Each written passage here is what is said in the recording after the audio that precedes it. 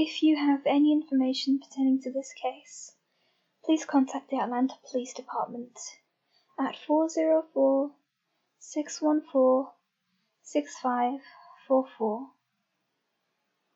You may also contact the Fulton County Medical Examiner's Office at 404-613-4400. On the 19th of December 1980, skeletal remains were found inside a cubbyhole at the base of a large tree in a wooded area near a construction site at the Northside Parkway and the Interstate 75 in Atlanta, Fulton County, Georgia.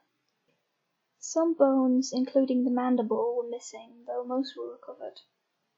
Some skin remained, mainly at the left side and back of the skull. An examination of the remains was able to determine that they belonged to a male, though his cause of death has not been released, if it was ever ascertained.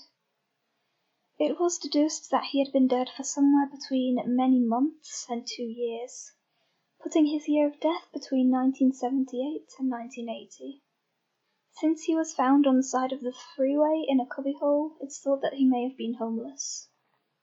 The man was Caucasian and between the ages of 50 and 70 years old, who stood at about 6 feet tall and weighed about 175 pounds, with grey blonde hair, and his upper teeth had all been extracted in the past and the alveolar sockets were completely destroyed. The state of his lower teeth is unknown since his mandible was never recovered.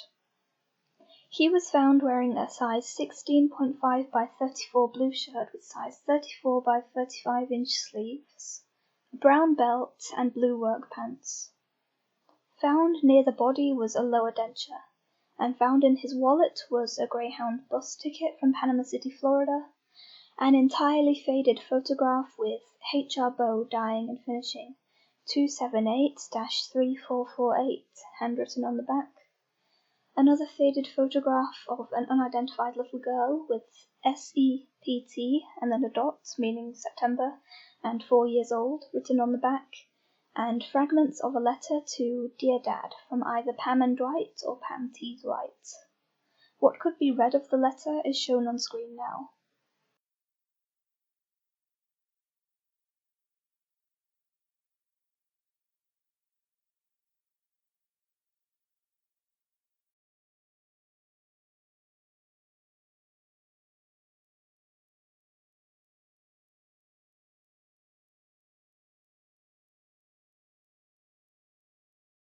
Because all of his items were so faded due to decomposition fluid and the harsh elements, authorities were not accurately able to date any of them.